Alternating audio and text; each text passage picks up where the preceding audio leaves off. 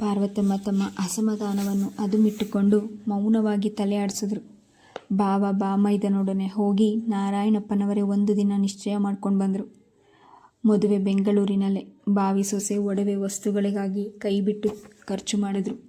ಶ್ಯಾಮ ಅತ್ತಿಗೆ ಬರೋ ಸಂತೋಷದಲ್ಲಿ ವಾರ ರಜಾ ಹಾಕಿ ಹಳ್ಳಿಯಲ್ಲೇ ಉಳಿದ. ಜಾನಕಿಯನ್ನು ಬಿಟ್ಟು ಉಳಿದಿಬ್ಬರು ಹೆಣ್ಣು ಮಕ್ಕಳೊಂದಿಗೆ ಲಲಿತಮ್ಮ ಬಂದಿಳಿದ್ರು. ಪಾರ್ವತಮ್ಮ ನೊಂದುಕೊಂಡ್ರು. ಲಲಿತಾ ಯಾಕೆ ಜಾನಕಿ ಕರ್ಕೊಂಡು ಬರಲಿಲ್ಲ? ಒಟ್ನಲ್ಲಿ ಅವಳನ್ನು ಸೊಸೆಯನ್ನಾಗಿ ಪಡೆಯೋದಕ್ಕೆ ನಾನು ಪುಣ್ಯ ಮಾಡಿರಲಿಲ್ಲ. ತಮ್ಮ ಮನಸ್ಸಿನ ಸಂಕಟವನ್ನು ಹೊರಹಾಕಿದ್ರು. ನಮ್ಮದು ಏನಿದೆ ಅದಕ್ಕೆ ದೇವರ ನಿರ್ಣಯದಂತೆ ನಡೆಯಬೇಕು. ಅಷ್ಟು ತಿಳಿದುಕೊಂಡು ಆ ಹುಡುಗಿ ಧೈರ್ಯವಾಗಿರೋಲ್ಲ. ಮಾದು ಮದುವೆ ನಿಶ್ಚಯವಾದ ಮೇಲೆ ಅವಳು ಸರಿಯಾಗಿ ಊಟ ಮಾಡೋದನ್ನೇ ಬಿಟ್ಬಿಟ್ಲು. ನಾನು ಮದುವೆಗೆ ಬಾ ಅಂತ ಎಷ್ಟು ಹೇಳಿದೆ, ಕೇಳಲಿಲ್ಲ. ಅವಳ ಮನಸ್ಸಿನ ನೋವು ಕಮ್ಮಿ ಆಗಬೇಕಂದ್ರೆ ಬೇಗ ಮದುವೆ ಮಾಡಬೇಕು. ಹೊಸ ಸಂಸಾರದಲ್ಲಿ ಎಲ್ಲ ಮರಿತಾಳೆ. ನಿಟ್ಟುಸಿರು ಬಿಟ್ಟರು. ಶ್ರೀಕಂಠಯ್ಯನವರು ಶಕ್ತಿ ಮೀರಿ ಖರ್ಚು ಮಾಡಿ ಮದುವೆ ಮಾಡಿದ್ರು. ಇವರು ಕೇಳದಿದ್ದರೂ ಕೊಡೋದು ಬಿಡೋದು ಏನೂ ಕಡಿಮೆ ಮಾಡಲಿಲ್ಲ. ಹಳ್ಳಿಗೆ ಬಂದ ಮೇಲೆ ಮಗ ಸೊಸೆಯನ್ನು ಹಸೆಯ ಮೇಲೆ ಕೂಡಿಸಿ ಹಳ್ಳಿಯವರಿಗೆಲ್ಲ ಸಿಹಿ ಊಟ ಹಾಕ್ಸಿದ್ರು. ಮದುವೆಗೆ 2ರಷ್ಟು ಖರ್ಚು. ಮೊದಲ ರಾತ್ರಿಯೇ ಸರಳ ಗಂಡನ ಮೆದುತ್ವವನ್ನು ಅರಿತು ಇವನನ್ನು ಗೊಂಬೆಯಂತೆ ಕುಣಿಸೋದು ಕಷ್ಟವಿಲ್ಲವೆಂದುಕೊಂಡ್ಳು. ಶ್ರೀಕಂಠಯ್ಯ ಬೀಗರ ಮನೆಯ ಆರತಕ್ಷತೆ ಮುಗಿದ ಮೇಲೆ ಮಗಳು ಅಳಿಯನನ್ನು ಜೊತೆಯಲ್ಲೇ ಕರೆದೊಯ್ದರು. ಸರಳ ಅಲಂಕಾರ ಮಾಡಿಕೊಂಡು ಗಂಡನ ಮುಂದೆ ಬಂದು ನಿಂತಾಗ ಮಾಧುವಿಗೆ ಸ್ವರ್ಗ ಧರೆಗಿಳಿದಂತಾಯಿತು. ಮಾಧು ಮಡದಿಯನ್ನು ಮೃದುವಾಗಿ ಅಪ್ಪಿಕೊಂಡು, ನನ್ನ ಸರಳ ಎಷ್ಟೊಂದು ಚೆಲುವೆ, ನಾನೆಷ್ಟು ಅದೃಷ್ಟ ಮಾಡಿದೆ, ಸಂತೋಷದಿಂದ ಇದ್ದ. ನಸು ಮುನಿಸಿದ್ದು ಬೀಗಿದ ಲಾಲನೆ ನನ್ನ ಅಲಂಕಾರವೆಲ್ಲ ಕೆಟ್ಟೋಯ್ತು.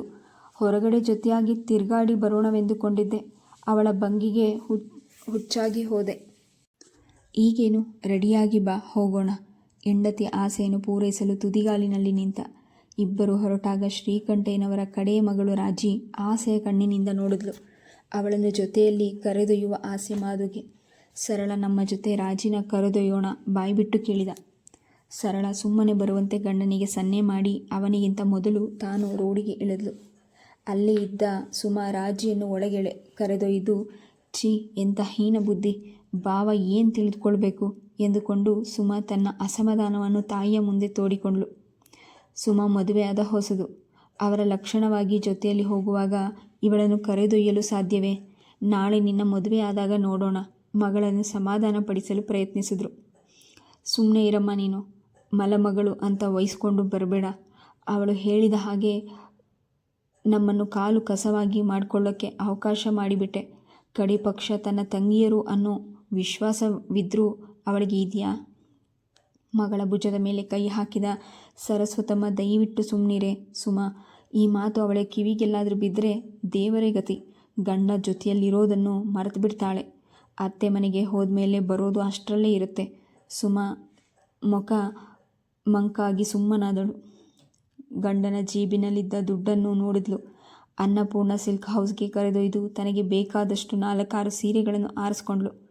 ಅದಕ್ಕೆ ಮ್ಯಾಚ್ ಆಗುವಂಥ ಬ್ಲೌಸ್ ಪೀಸ್ಗಳನ್ನು ಆರಿಸಿ ಪ್ಯಾಕ್ ಮಾಡಿಸಿದ್ಲು. ಮಾಧು ಮಂಕಾಗಿ ಬಿಲ್ಲನ್ನು ಕಟ್ಟಿದ. ಅವನಿಗೆ ಅಷ್ಟೊಂದು ಹಣವನ್ನು ಮಡದಿಯ ಸೀರೆಗಾಗಿ ಸುರಿಯೋದು ಇಷ್ಟವಿರಲಿಲ್ಲ. ಅವನು ತನ್ನ ಮನಸ್ಸಿನಲ್ಲಿದ್ದುದನ್ನು ಹೇಳಲಾರದವನಾಗಿದ್ದ. ಹೋಟೆಲ್ಗೆ ಕರೆದೊಯ್ದು ಬೇಕಾದದ್ದನ್ನೆಲ್ಲ ತರಿಸಿ ತಿಂದಳು. ಅವನು ಬೇಡವೆಂದಾಗ ಅವನ ಪಾಲಿನಲ್ಲಿದ್ದುದನ್ನು ತಿಂದಳು. ಮಾಧು ಅವಳ ಸೌಂದರ್ಯ ಸ್ವಾದನೆಯಿಂದ ಏನನ್ನು ಗಮನಿಸುವ ಸ್ಥಿತಿಯಲ್ಲಿರಲಿಲ್ಲ. ತನಗೆ ಬೇಕಾದ ಸ್ನೋ ಪೌಡರ್, ಕ್ರೀಮ್ ಮುಂತಾದವನ್ನು ಕಂಡು ಹೊರೆಬಾರ ಮಾಡಿದ್ಲು.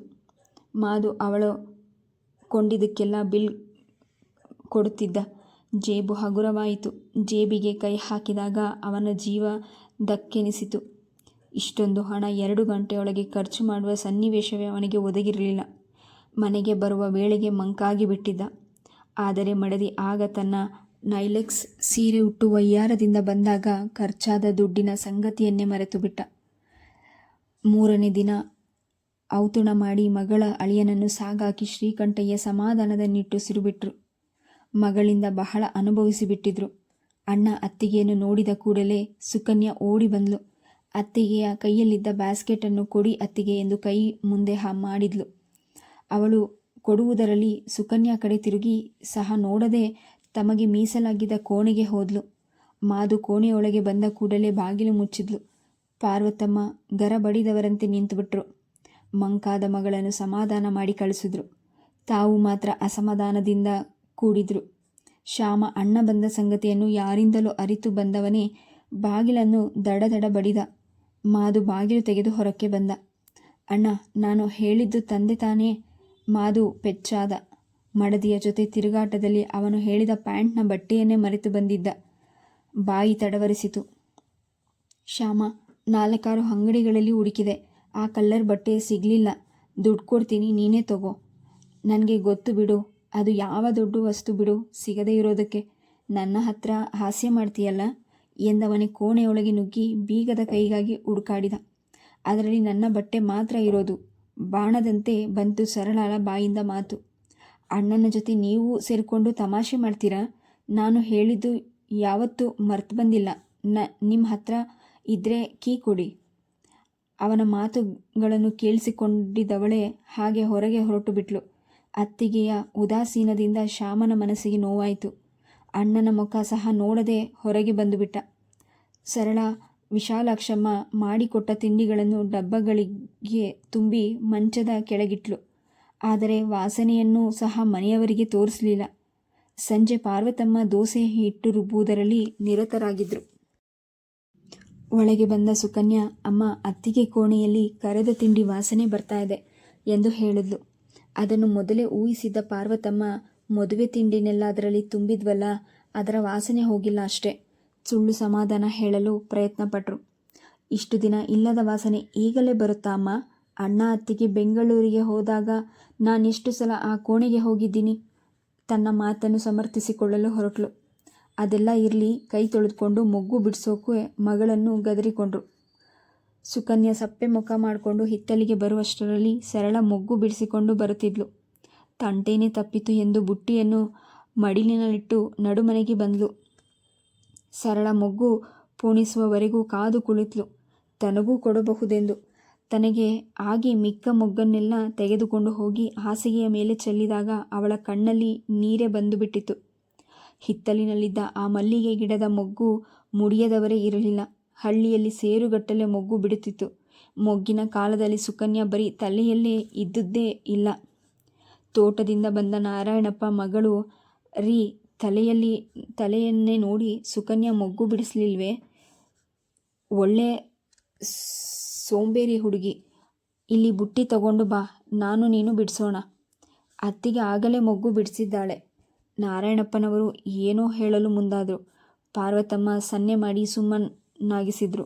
ಗಂಡನ ಮುಖದ ಮೇಲಿನ ವ್ಯಥೆಯನ್ನು ಕಂಡು ಪಾರ್ವತಮ್ಮ ಮರಗಿದ್ರು. ಸರಳ ಯಾರ ಬಳಿಯೂ ಮುಖ ಕೊಟ್ಟು ಮಾತನಾಡುತ್ತಲೇ ಇರಲಿಲ್ಲ. ಪ್ರತಿಯೊಂದಕ್ಕೂ ಗೊಣಗಾಡುತ್ತಿದ್ಲು. ಪಾರ್ವತಮ್ಮ ನಾರಾಯಣಪ್ಪ ಒಳಗೊಳಗೆ ಮೂಕವೇದನೆ ಅನುಭವಿಸುತ್ತಿದ್ದರು. ಮಗನ ಮದುವೆ ರಾಧಾಂತ ಮಾಡಿ ಇವನ ಮೃದುವಾದ ಮನಸ್ಸನ್ನು ನೋಯಿಸಲು ಇಷ್ಟಪಟ್ಟಿರಲಿಲ್ಲ.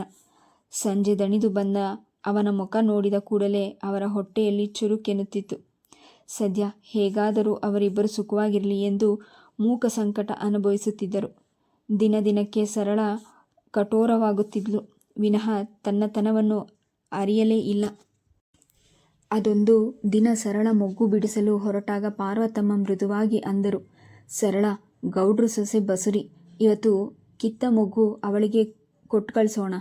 ಬೆಂಗಳೂರಿನಲ್ಲಿ ಪಾವು ಮೊಗ್ಗು 1 ರೂಪಾಯಿ. ಎಲ್ಲರಿಗೂ ಬಿಟ್ಟಿಯಾಗಿ ಕೊಡೋದಕ್ಕೆ ನಮಗೇನು ಗ್ರಹಚಾರನ? ಛೇ, ಎಂಥ ಮಾತಾಡ್ತೀಯ? ಮುತ್ತೈದೆಯರು ಮುಡಿಯೋ ಹೂವಿಗೆ ದುಡ್ಡ? ಅವರೇನು ಹೊಟ್ಟೆಪಾಡಿಗಾಗಿ ಬರ್ತಾರಾ? ಆ ಗಿಡ ಹಾಕಿದವನಿಂದ ಎಷ್ಟೋ ಜನ ಮೊಗ್ಗು ಮುಡಿದಿದ್ದಾರೋ. ನೀನು ಕಿತ್ತಿದ್ದರಲ್ಲಿ ಅರ್ಧ ಇಟ್ಕೊಂಡು ಅರ್ಧ ಕಳುಗಿಸು. ಅದೆಲ್ಲ ಆಗೋ ಕೆಲಸವಲ್ಲ. ಅವರಿಗಿಷ್ಟವಾದರೆ ದುಡ್ಡು ಕೊಟ್ಟು ತರಿಸಿ ಮುಡಿಯಲಿ. ಕಾಲನ್ನು ರಪ್ಪನೆ ನೆಲಕ್ಕೆ ಬಡಿದು ಹಿತ್ತಲಿಗೆ ನಡೆದೇ ಬಿಟ್ಲು. ಪಾರ್ವತಮ್ಮ ಸುಮ್ಮನೆ ಬಾಯಿ ಮಾತಿಗೆ ಹಾಗೆ ಅಂದರು. ಕೊಟ್ಟು ಕಳುಹಿಸಬಹುದೆಂದು ಸುಮ್ಮನಾದರು. ಸುಕನ್ಯನಿಂದ ನಿಜ ಸ್ಥಿತಿ ತಿಳಿದ ಮೇಲೆ ಅವರಿಗೆ ಸೊಸೆಯ ಮೇಲೆ ಜಿಗುಪ್ಸೆಯಾಯಿತು. ನಾಳೆ ಮೊಗ್ಗು ಕಿತ್ತಿ ತಾವೇ ಕಳುಹಿಸಿ ನಿಶ್ಚಯಿಸಿದರು. ನಿಶ್ಚಯದಂತೆ ಮೊಗ್ಗನ್ನು ಕಿತ್ತು ಕಳುಹಿಸಿದ್ರು. ಬರಿದಾದ ಗಿಡವನ್ನು ನೋಡಿದ ಸರಳ ಕೆರಳಿದ ಸರ್ಪಣಿಯಂತಾದಳು. ಬುಟ್ಟಿಯನ್ನು ತೆಗೆದುಕೊಂಡು ಹೋಗಿ ನಡುಮನೆಯಲ್ಲಿ ಎಸೆದು ಸಿಕ್ಕಾಬಟ್ಟೆ ಕೂಗಾಡಿದ್ಲು. ತಾಯಿ ಮಗಳಿಬ್ಬರೂ ಕೇಳಿಸಿಕೊಂಡ್ರು, ಕೇಳದಂತೆ ಇದ್ದುಬಿಟ್ರು. ಅದೇ ಸರಳ ಕಡಗೋಳನ್ನು ತೆಗೆದುಕೊಂಡು ಹೋಗಿ ಮಲ್ಲಿಗೆಯ ಬಳ್ಳಿಯನ್ನು ಕತ್ತರಿಸಿದಾಗ ನಾರಾಯಣಪ್ಪ ಬೆಂಕಿಯ ನವಾಬರಾದರು. ಹೂ ಬಿಡುವ ಗಿಡವನ್ನು ಕತ್ತರಿಸೋದು ಅವರ ವಿಷಯದಲ್ಲಿ ಮಹಾ ಅಪರಾಧವಾಗಿತ್ತು. ಪಾತು, ನೀನು ಎಲ್ಲಿಗೆ ಹೋಗಿದ್ದೆ? ಅವಳು ಗಿಡ ಪೂರ್ತಿ ಕತ್ತರಿಸಿ ಹಾಕಿ ಬಿಟ್ಟವಳೆ. ನೀನು ಏನು ಮಾಡ್ತಾ ಇದ್ದೆ? ಅವಳಿಗೆ ಈ ಕೆಟ್ಟ ಧೈರ್ಯ ಎಲ್ಲಿಂದ ಬಂತು? ಅವಳನ್ನು ಸಮಾಧಾನ ಮಾಡಲು ಪಾರ್ವತಮ್ಮ ಬಹಳ ಪ್ರಯತ್ನಪಟ್ಟರು. ನಾರಾಯಣಪ್ಪನವರಿಗೆ ಸೊಸೆಯ ಮೇಲೆ ಇದ್ದ ಅಲ್ಪ ಸ್ವಲ್ಪ ಪ್ರೀತಿಯೂ ನಶಿಸಿ ಹೋಯಿತು. ಆದರೂ ಮಗನಿಗಾಗಿ ಸಹಿಸಿಕೊಳ್ಳಲೇಬೇಕಾಯಿತು. ಅಲ್ಲಿಯೇ ಇದ್ದ ಶ್ರೀಪಾದುಗೆ ಜಾನಕಿಯನ್ನು ಕೊಡುವ ನಿಶ್ಚಯವಾಯಿತು. ಈಗಲೂ ಕೂಡ ನಾರಾಯಣಪ್ಪನವರೇ ಎಲ್ಲ ಜವಾಬ್ದಾರಿಯನ್ನು ಹೊತ್ತುಕೊಂಡು ಪಾರ್ವತಮ್ಮನನ್ನು ಕಣ್ಣಿನಲ್ಲಿ ನೀರಾಡಿತು. ಛೀ ಹುಚ್ಚಿ, ಜಾನಕಿ ಈ ಮನೆಗೆ ಸೊಸೆಯಾಗಿ ಬಂದರೆ ಎಂತಹ ಕಹಿ ಅನುಭವಗಳನ್ನು ನೋಡುವುದಕ್ಕೆ ಸಿಗ್ತಿತ್ತೆ. ಎಲ್ಲ ದೈವ ಇಚ್ಛೆ. ಹೋಗಲಿ ಬಿಡಿ, ಜಾನಕಿ ಇಲ್ಲೇ ಇದ್ದರೆ ದಿನಕ್ಕೊಮ್ಮೆಯಾದರೂ ನೋಡ್ಬೋದು ಎಂದು ತಮಗೆ ತಾವೇ ಸಮಾಧಾನ ಮಾಡಿಕೊಂಡ್ರು ಪಾರ್ವತಮ್ಮ. ಮದುವೆ ತರಾತುರಿಯಲ್ಲಿ ನಿಶ್ಚಯವಾಗಿತ್ತು. ಮನೆ ಅನುಕೂಲವಿದ್ದುದರಿಂದ ಮದುವೆ ಅಲ್ಲೇ ನಡೆಯುವ ನಿಶ್ಚಯವಾಗಿತ್ತು. ಜಾನಕಿಯಂತೂ 2 ದಿನ ಅತ್ತು ಸುಮ್ಮನಾದ್ಲು. ಮಾಧುವಿನ ಮೃದುವಾಗಿ ಬರಬೇಕಾಗಿದ್ದವಳು ಬೇರೆಯವರಿಗೆ ಹೆಂಡತಿಯಾಗಿ ಬರಬೇಕಾಯಿತಲ್ಲ ಎಂಬುದೇ ಅವಳ ವ್ಯಥೆ. ಕಡೆಗೆ ಮಾಧುವೇ ಸಮಾಧಾನ ಹೇಳಿದ. ಲಲಿತಮ್ಮ, ರಂಗಸ್ವಾಮಿ ತಮ್ಮ 2ನೇ ಮಗಳನ್ನು ಧಾರೆ ಎರೆದುಕೊಟ್ಟು ನೆಮ್ಮದಿಯಾಗಿ ಉಸಿರಾಡಿದರು. ತಮ್ಮಣ್ಣ ನೆರವಿಲ್ಲದೆ ತಾವು ಹೆಣ್ಣು ಮಕ್ಕಳ ಮದುವೆಯನ್ನು ಸುಸೂತ್ರವಾಗಿ ಮಾಡಲು ಸಾಧ್ಯವಿತ್ತು. ಒಟ್ಟಿನಲ್ಲಿ ಇಂಥ ಅಣ್ಣ ಅತ್ತಿಗೆ ಅದೃಷ್ಟವೆಂದು ಹೇಳಿಕೊಂಡ್ರು. ಸರಳ ಯಾರನ್ನು ಹಚ್ಚಿಕೊಳ್ಳುತ್ತಿರಲಿಲ್ಲ. ತನ್ನ ಪಾಡಿಗೆ ತಾನಿದ್ದು ಬಿಡುತ್ತಿದ್ಲು. ಸ್ವಲ್ಪವೇನಾದರೂ ಅನಾನುಕೂಲವಾದರೆ ಸಿಡಿದು ಬೀಳ್ತಿದ್ಲು. ಬೆಳಗ್ಗೆಯಿಂದ ತೋಟದಲ್ಲೇ ಇದ್ದ ಮಾಧು ಸಂಜೆ ಬಳಿ ಮನೆಗೆ ಬಂದು ಕೈಕಾಲು ತೊಳೆದು ಕೋಣೆಗೆ ಹೋದ. ಸರಳ ಸೂರನ್ನು ನಿಟ್ಟುಸುತ್ತಾ ಮಲಗಿದಳು. ಮುಸ್ಸಂಜೆಯ ಹೊತ್ತು ಮಲಗಿದ್ದು ನೋಡಿ ಬೇಸರವಾದರೂ ತೋರಿಸಿಕೊಳ್ಳದೆ ಅವಳ ಪಕ್ಕದಲ್ಲಿ ಕುಳಿತು ಪ್ರೀತಿಯಿಂದ ಮಾತನಾಡಿಸಿದ. ಸರಳ ಮುಳ್ಳು ಸೋಕಿದವಳಂತೆ ಎದ್ದು ಕುಳಿತು ಅವಳ ಮುಖದ ಮೇಲೆ ಗಂಡನ ಬಗ್ಗೆ ತಾತ್ಸಾರವಿತ್ತು. ಅವಳು ಈ ತಿಂಗಳು ಮಡದಿಯ ಮುಖದ ಮೇಲಿನ ಭಾವವನ್ನು ನೋಡಿ ಕೈಯನ್ನು ಹಿಂದಕ್ಕೆ ತೆಗೆದುಕೊಂಡು, ಸರಳ ಹುಷಾರಾಗಿದ್ದೀಯಾ? ತನ್ನಿಂದ ಆಗಬಾರದ ಕೆಲಸವೇನಾದರೂ ಇದೆಯಾ ಎಂದು ಪೇಚಾಡಿಕೊಂಡ. ಬಾರದ ನಗುವನ್ನು ಮುಖದ ಮೇಲೆ ತಂದುಕೊಂಡು ಮಡದಿ ಕತ್ತಲಲ್ಲಿ ಬೆಳಕನ್ನು ಕಂಡಂತಾಯಿತು. ತನಗೆ ಅಣ್ಣನನ್ನು ನೋಡಬೇಕೆನಿಸಿದೆ. ಬೆಂಗಳೂರಿಗೆ ಹೋಗಬೇಕು. ಮಾಧು ಇಷ್ಟೇ ತಾನೇ ಎಂದು ಸಮಾಧಾನದ ಉಸಿರು ಬಿಟ್ಟ. ನಾಳೆನೇ ಹೋಗಿ ಬಂದ್ರಾಯ್ತು. ಸಂತೋಷದಿಂದ ಗಂಡನ ಮುಖದ ಮೇಲೆ ಮುತ್ತಿನ ಮಳೆಗೇರಿಸಿದ್ಲು. ವಿಷಯ ಅರಿತಿದ್ದ ಪಾರ್ವತಮ್ಮ ಮನಸ್ಸಿನ ಮಗು ಸೊಸೆಯನ್ನು ಕಳುಹಿಸಿಕೊಟ್ರು. ಬಂದ ಅಳಿಯ ಮಗಳನ್ನು ಶ್ರೀಕಂಠಯ್ಯ ದಂಪತಿಗಳನ್ನು ಸಂಭ್ರಮದಿಂದಲೇ ಸ್ವಾಗತಿಸಿದರು.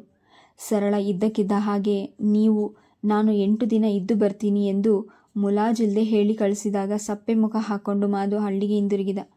ಬೆಳಗ್ಗೆ ಸೊಸೆ ಜೊತೆ ಹೋದ ಮಗ ಒಬ್ಬನೇ ಹಿಂತಿರುಗಿದಾಗ ಪಾರ್ವತಮ್ಮನಿಗೆ ಗಾಬರಿ ಆಯಿತು. ಮಾಧು, ಸರಳ ಅವಳು 8 ದಿನ ಇದ್ದು ಬರ್ತಾಳಂತೆ. ಹೊಟ್ಟೆ ಹಸಿತಾ ಇದೆ, ಬಡಿಸು ನಡಿಯಮ್ಮ. ಮಾತನಾಡದೆ ಹೋಗಿ ಪಾರ್ವತಮ್ಮ ತಟ್ಟೆ ಹಾಕಿ ಬಡಿಸಿದ್ರು. ಹೊಟ್ಟೆ ತುಂಬಿದ ಮೇಲೆ ಮಾಧು ಮುಖ ಪ್ರಸನ್ನವಾಯಿತು. ತಾಯಿಯ ಬಳಿ ನಗುತ್ತಾ ಮಾತನಾಡಿದ. ತೆಂಗಿನ ಕಿಟಾಲಿ ಮಾಡಿದ ಏನೋ ಕಳೆದುಕೊಂಡದ್ದನ್ನು ಪಡೆದುಕೊಂಡಂತೆ ಸಂತೋಷವಾಗಿದ್ದ. ಏನೇನೇ ಪ್ರಶ್ನಿಸಿ ಅವನ ಸಂತೋಷವನ್ನು ಹಾಳು ಮಾಡಲು ಪಾರ್ವತಮ್ಮ ಇಷ್ಟಪಡಲಿಲ್ಲ. ಅಡಿಗೆಯ ಮನೆಯಲ್ಲೇ ಕೂತು ಮಾತನಾಡುತ್ತಿದ್ದ ಮಾಧು ಜಾನಕಿ ಬಂದಾಗ ದಿಟ್ಟಿಸಿದ ಮಾತಿನ ಮಲ್ಲಿಯಾಗಿದ್ದ ಅವಳು ಗೃಹಿಣಿಯ ಮಟ್ಟಕ್ಕೆ ಏರಿದ ಮೇಲೆ ಗಂಭೀರೆಯಾಗಿ ಬಿಟ್ಟಿದ್ದಾಳೆ. ಸರಳೆಯ ಮುಖದ ಮೇಲಿಲ್ಲದ ಯಾವುದೋ ಹೆಣ್ಣುತನವನ್ನು ಅವನು ಕಂಡ. ಮಾಧು ಸರಳ ನೋಟ ಎದುರಿಸಲಾರದೆ ಪಕ್ಕಕ್ಕೆ ಸರಿದ್ಲು. ಏನೇ ಹುಡುಗಿ, ವಾರವಾದರೂ ಇನ್ನು ಮುಖದರ್ಶನವಿಲ್ಲ. ಶ್ರೀಪಾದ ಬೆಳಗ್ಗೆಯಿಂದ ಸಂಜೆವರೆಗೂ ನಿನ್ನ ಎದುರಿನಲ್ಲೇ ಕೂತಿರ್ತಾನ? ಹೇಗೆ ಸಮಾಚಾರ? ಸೋದರ ಸೊಸೆಯನ್ನು ತಮಾಷೆ ಮಾಡಿದ ಪಾರ್ವತಮ್ಮ. ಹಿಂದಿನ ಮಾತುಗಾರಿಕೆ ಈಗ ಅವಳಲ್ಲಿ ಉಳಿದಿಲ್ಲವೆನ್ನುವಷ್ಟು. ಹೋಗಿ ಅತ್ತೆ, ನೀವಿಬ್ಬರು ಎಂದು ನಾಚಿ ನೀರಾದ್ಲು. ಮಾಧು ಒಬ್ಬಂಟಿಯನಾಗಿ ಕೂತಿದ್ದನ್ನು ನೋಡಿ ಜಾನಕಿ ಸರಳ ಇಲ್ಲವೆಂದು ಅರಿತಳು. ಮೊದಲಿನ ಜಾನಕಿಯಾಗಿದ್ದರೆ ಗೋಳ್ಗುಟ್ಟಿಸಿಬಿಡ್ತಿದ್ಲು. ತಾಯಿಯೊಂದಿಗೆ ಮಾಧು ಹೊರಗೆದ್ದು ಬಂದು ಕೋಣೆಗೆ ಹೋದ. ಅವನು ಮೊದಲಿನಿಂದಲೂ ಜಾನಕಿಯ ಮೇಲೆ ಹೆಚ್ಚಾಗಿ ಮಾತನಾಡಿದವನೇ ಅಲ್ಲ. ಈಗೀಗ ಸ್ವಲ್ಪ ಮಾತನಾಡ್ತಾನೆ. ಅತ್ತೆ ಸರಳಕ್ಕೆ ಎಲ್ಲಿ? ತನ್ನ ದೇಹವನ್ನು ದೃಢಪಡಿಸಿಕೊಳ್ಳಲು ಪ್ರಶ್ನಿಸಿದ್ಲು. ಸರಳ ಮದುವೆಯಾಗಿ ಬಂದ ಮೇಲೆ ಮಾಧು ಮುಖದ ಮೇಲಿನ ಪ್ರಸನ್ನತೆಯೇ ಮಾಸಿ ಹೋಗಿತ್ತು. ಅತ್ತೆ ಮನೆಯಲ್ಲಿ ಎಷ್ಟೇ ಸುಖವಾಗಿದ್ರೂ ಹೆಣ್ಣು ಮಕ್ಕಳಿಗೆ ತವರಿನ ಹಂಬಲ ಕಮ್ಮಿಯಾಗೋಲ್ಲ. ಅವಳು ಬೆಂಗಳೂರಿನ ಹುಡುಗಿ, ಇದು ಹಳ್ಳಿ. ಅವಳಿಗೆ ಬೇಸರ, 1-8 ದಿನ ಇದ್ದು ಬರಲಿ. ಸೊಸೆಯನ್ನು ಸಮರ್ಥಿಸಿಕೊಂಡ್ರು. ಸುಕನ್ಯಾ ಜೊತೆ ಮಾತನಾಡುತ್ತಾ ಸಣ್ಣ ಪುಟ್ಟ ಕೆಲಸ ಮಾಡಿಕೊಂಡು ಗಂಡ ಬಂದಾಗ ಹೊರಟು ನಿಂತಳು. ಪಾರ್ವತಮ್ಮ ಕೆಂಡ ಸಂಪಿಗೆ ದಂಡೆಯನ್ನೇ ಮುಡಿಸಿ ಕೆನ್ನೆ ಹಿಂಡಿ ನಕ್ಕರು. ದೊಡ್ಡಮ್ಮ, ಅವಳಿಗೆ ಬೆಳಗ್ಗೆಯಿಂದ ಸಂಜೆವರೆಗೂ ನಿಮ್ಮ ಜಪಾನೆ. ಅವಳ ಕಡೆ ಅವಳಿಗೆ ಬೇಸರ. ನಿಮ್ಮ ಕೈ ರಸಕವಳದು ನೆನಪಿರಲಿ. ಸರಿಯಾದ ಊಟ ಮಾಡೋಲ್ಲ. ಇವಳೇನಾದರೂ ಬಡವರಾದರೆ ಜನ ನನ್ನನ್ನು ದೂರಬೇಕಲ್ಲ. ದೂರುತ್ತಾ ಮಡದಿಯ ಕಡೆ ತುಂಟ ನೋಟ ಹರಿಸಿದ. ನಸು ಮುನಿಸಿನಿಂದ ಜಾನಕಿ ಗಂಡನ ಕಡೆ ನೋಡಿದ್ಲು. ಅವರಿಬ್ಬರ ಸರಸ ದಾಂಪತ್ಯ ನೋಡಿ ಪಾರ್ವತಮ್ಮನಿಗೆ ಹಿಗ್ಗಾಯಿತು. ತಮ್ಮ ಮನೆಯಲ್ಲಿ ಅರಳಬೇಕಾದ ಹೂವು ಎಲ್ಲಾದರೂ ಅರಳಿದೆಯಲ್ಲ, ಅಷ್ಟೇ ಸಾಕು, ಸುಖವಾಗಿರಲಿ ಎಂದು ಹಾರೈಸಿದ್ರು. ಶ್ರೀಪಾದ ಜಾನಕಿ ಅವಧಾನಿಗಳ ಮನೆಯ ಮುಂದೆ ಬಂದಾಗ ಜಗುಲಿಯ ಮೇಲೆ ಕುಳಿತಿದ್ದ ಅವಧಾನಿಗಳು ಶ್ರೀಪಾದರ ಅಲ್ವೇ, ಬಾರಯ್ಯ ಬಾ ಎಂದು ಕೂಗಿದ್ರು. ಶ್ರೀಪಾದುಗೆ ಹೋಗಲು ಇಷ್ಟವಿಲ್ಲದಿದ್ದರೂ ಹಿರಿಯರನ್ನು ದಿಕ್ಕಿಸಲು ಅವನಿಗೆ ಸಾಧ್ಯವಾಗದೆ ಹೋಯಿತು. ಅಲ್ಲಿ ನಿಂತು ಹೊತ್ತಾಯಿತು. ಮಾವ, ಇನ್ನೊಂದು ದಿನ ಬರ್ತೀನಿ. ಇರ್ಲಿ ಬಾ, ಬಂದು ಗಳಿಗೆ. ಶ್ರೀಪಾದ ಮಡದಿಯ ಮುಖ ನೋಡಿ ಜಗುಲಿಯತ್ತ ಹೆಜ್ಜೆ ಹಾಕಿದ. ಒಳಗೆ ಬನ್ನಿ. ಬಾರಮ್ಮ ಜಾನಕಿ. ಇವರು ಒಳಗೆ ನಡೆದ ಮೇಲೆ ಅವಧಾನಿಗಳು ಎದ್ದು ಬಂದರು. ಅವಧಾನಿಗಳು ಕುಟುಂಬ ವಿಳಾಸಲಮ್ಮ ಚಾಪೆ ಹಾಸಿ ಕುಳಿತುಕೊಳ್ಳುವಂತೆ ಹೇಳಿದ್ರು. ಇಬ್ಬರು ನಾರಾಯಣ ಮನೆ ಕಡೆ ಹೋಗಿದ್ರಾ ಎಂದು ದೊಡ್ಡ ಧ್ವನಿಯಲ್ಲಿ ನಕ್ಕರು. ಎಂಥ ತೋಟ, ಎಂಥ ಮನೆ, ಎಷ್ಟು ಆಸ್ತಿ, ಯಾವುದಕ್ಕೂ ಪಡ್ಕೊಂಡು ಬಂದಿರಬೇಕು. ಜಾನಕಿಗೆ ಅದೃಷ್ಟವಿಲ್ಲದೆ ಹೋಯಿತು. ಆ ಮಾತಿನಿಂದ ಗಂಡ ಹೆಂಡತಿರಿಬ್ಬರಿಗೂ ಕಸಿವಿಸಿ ಆಯಿತು. ವಿಷಯ ಶ್ರೀಪಾದುವಿಗೆ ತಿಳಿದಿದ್ದೆ. ಮಾಧು ಬಗ್ಗೆ ಅವನೆಂದು ಹೆಚ್ಚಿಗೆ ಭಾವಿಸಿರಲಾರ. ಸಿನಿಮಾ, ಕತೆ, ಪುಸ್ತಕಗಳು, ಹಾಗೆ ಪ್ರೀತಿ ಪ್ರೇಮ ಅಂತ ಮರಗಿಡ ಸುತ್ತಾಡಿ ನಡೆಸೋ ಜನವಲ್ಲ. ಆಸೆ ಇತ್ತು, ಜಾತಕ ಕೂಡಿ ಬರಲಿಲ್ಲ. ಅಷ್ಟನ್ನು ಮಾತ್ರ ಭಾವಿಸಿಕೊಳ್ಳುವವನಲ್ಲ. ಪಾವು ಇಡಿಸೋ ಕಂಚಿನ ಲೋಟಗಳ ತುಂಬ ಹಾಲು ತಂದಿಟ್ರು ವಿಶಾಲಮ್ಮ. ಹೆಚ್ಚು ಹೇಳಿಸಿಕೊಳ್ಳದೆ ಇಬ್ಬರು ಕುಡಿದು ಮುಗಿಸಿದ್ರು. ಅಷ್ಟರಲ್ಲಿ ಮಾವಿನ ರಂಬೆಗಳನ್ನು ಹಿಡಿದುಕೊಂಡು ಬಂದ ಗಣಪತಿ ಅಪ್ಪಾಜಿ ಚಂದ್ರಿ ಬರ್ತಾಳೆ ಎಂದು ಕುಣಿಯತೊಡಗಿದ. ಅವರ ಹಾದಿ ಸುಗಮವಾಯಿತು. ಮನೆ ಸೇರೋವರೆಗೂ ಗಂಡ ಹೆಂಡರಿಬ್ಬರೂ ಮಾತನಾಡಲಿಲ್ಲ. ಸರಳ ಬಂದ ಮೇಲೆ ಮಾಧು ತನ್ನ ಹಾಸಿಗೆಯನ್ನು ನಡುಮನೆಯಲ್ಲಿ ಹಾಸಿಕೊಂಡು ಮಲಗಲು ಶುರು ಮಾಡಿದ. ಅವರಿಬ್ಬರಲ್ಲಿ ಏನಾದರೂ ವೈಮನಸ್ಸು ಉಂಟಾಗಿದೆಯೋ ಏನೋ ಎಂದು ಪಾರ್ವತಮ್ಮ ಅಂತಕಗೊಂಡು ತಮ್ಮ ಕಳವಳವನ್ನು ಗಂಡನ ಮುಂದೆ ತೋಡಿಕೊಂಡ್ರು. ನಿಂಗೆಲ್ಲೋ ಬುದ್ಧಿ ಇಲ್ಲ. ನಮ್ಮ ಮಾಧು ಜೊತೆ ಯಾರು ಜಗಳ ಆಡೋಕ್ಕೆ ಸಾಧ್ಯ? ಪಾಪ, ಅವನೊಬ್ಬ ಸಾಧು ಜೀವಿ. ಆಡಿದ್ರೆ ತಾನೇ ಎಷ್ಟು ದಿನ? ಗಂಡ ಹೆಂಡಿರ ಮಧ್ಯೆ ಯಾರ ಪ್ರವೇಶನೂ ಬೇಡ. ಹೆಂಡತಿಗೆ ಬುದ್ಧಿ ಹೇಳಿದ್ರು. ಇವರ ಊಹೆ ಎಷ್ಟು ಸುಲಭವಾಗಿ ಸಮಸ್ಯೆ ಪರಿಹಾರವಾಗಲಿಲ್ಲ. ಅದು ದಿನದಿಂದ ದಿನಕ್ಕೆ ಜಟಿಲವಾಗುತ್ತಲೇ ಹೋಯಿತು. ಮಧ್ಯಾಹ್ನದ ಹೊತ್ತು ಸಹ ವಿಶ್ರಾಂತಿಗಾಗಿ ಮಾಧು ನಡುಮನೆಯಲ್ಲೇ ಮಲಗಲು ಶುರು ಮಾಡಿದಾಗ ಭಯಗೊಂಡ ಪಾರ್ವತಮ್ಮ ಮಗನನ್ನು ಪ್ರಶ್ನಿಸಿದ್ರು. ಯಾಕೋ ಮಾಧು, ಹೊರಗೆ ಮಲಗೋದು? ನಿನಗೂ ಸರಳ ಏನಾದರೂ ಜಗಳ ಆಡ್ಕೊಂಡಿದ್ದೀರಾ? ತಾಯಿಯ ಮಾತಿಗೆ ಮಾಧು ನಕ್ಕ. ಮಗನ ನಗು ಪಾರ್ವತಮ್ಮನವರಿಗೆ ಕೋಪವನ್ನೇ ತರಿಸಿತು. ನನ್ನ ಮಾತು ಅಂದರೆ ನಿನಗೆ ಹಾಸ್ಯವಾಯಿತಾ? ಒಳ್ಳೆ ಹುಡುಗರು, ಇದನ್ನೆಲ್ಲ ನಾವು ಕೇಳೋ ಅವಕಾಶ ಮಾಡಿಕೊಡ್ತಿರಲ್ಲ ಎಂದು ಮಗ ಸೊಸೆಯನ್ನು ಮನದಲ್ಲೇ ಬೈದುಕೊಂಡ್ರು. ಅವಳ ಆರೋಗ್ಯ ಸರಿಯಿಲ್ಲ, ಡಾಕ್ಟ್ರ್ ಹೇಳಿದಾರಂತೆ.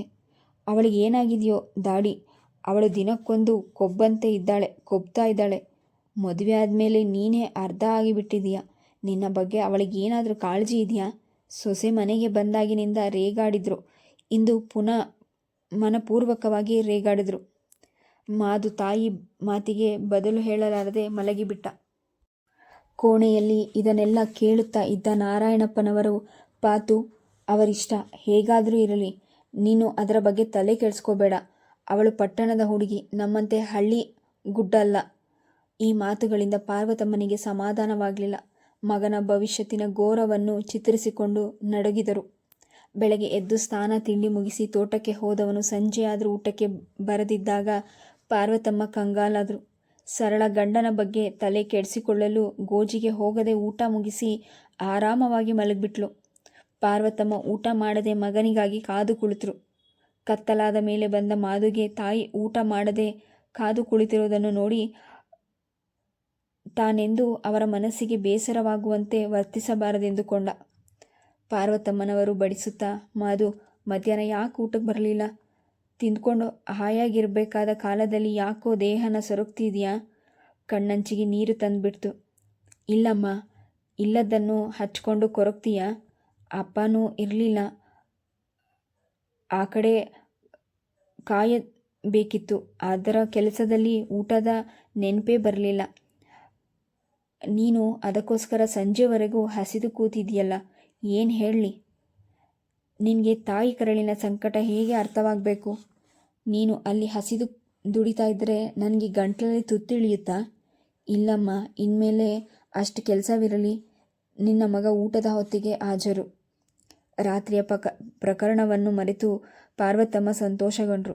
ಕೋಣೆಗೆ ಹೋದಾಗ ಸರಳ ಬಿಳಿ ನೈಲೆಕ್ ಸೀರೆ ಉಟ್ಟು ತಲೆ ತುಂಬ ಸಂಪಿಗೆ ಹೂ ಮುಡಿದು ತನ್ನ ಮಧ್ಯಾಹ್ನದ ಊಟಕ್ಕೆ ಬಾರದೇ ಇದ್ದುದರಿಂದ ಸ್ವಲ್ಪ ಮಟ್ಟಿಗಾದರೂ ಅವಳಿಗೆ ಬೇಸರವಾಗಿರುತ್ತೆ. ಅದಕ್ಕಾಗಿ ತನ್ನನ್ನು ಪ್ರಶ್ನಿಸುತ್ತಾಳೆ ಎಂದು ಕಾದು ಕುಳಿತು ಅವಳು ಮಾತನಾಡುವುದಿರಲಿ, ಇವನ ಕಡೆಗೂ ನೋಡಲೇ ಇಲ್ಲ. ಮಾದು ನೇರವಾಗಿ ಅಡಿಗೆಯ ಮನೆಗೆ ಬಂದು ತಾಯಿಯ ಅಡಿಗೆ ಮನೆಯನ್ನು ಚೊಕ್ಕಟ ಮಾಡುವುದರಲ್ಲಿ ನಿರತರಾಗಿರುವುದನ್ನು ಕಂಡು ಮರುಕಗೊಂಡ. ಅಮ್ಮ, ಅಡಿಕೆ ಕಾಯಿಯೆಲ್ಲ ಕಿತ್ತು ಹಾಕಿದ್ದಾರೆ. ಸುತ್ತಮುತ್ತಲೆಲ್ಲ ಬಹಳ. Please subscribe the channel, like and share. Thank you.